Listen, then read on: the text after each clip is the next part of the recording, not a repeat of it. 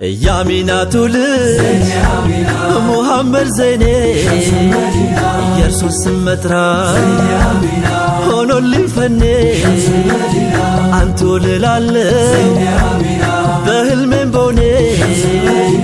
በዱንያ ሀያት በዕድሜ ዘመኔ ሙራድ ያንቱ ኖት ቀዳሚ ዋና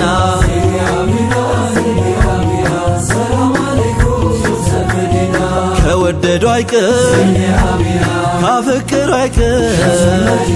መስጠት ነው እንጂ ሁሉንም ነገር ደርሶ ማፈግፈግ ተው ማንገራገር ሂሳብ የለውም የፍቅር ነገር ነቢ ነቢ በል ሌላ ተውና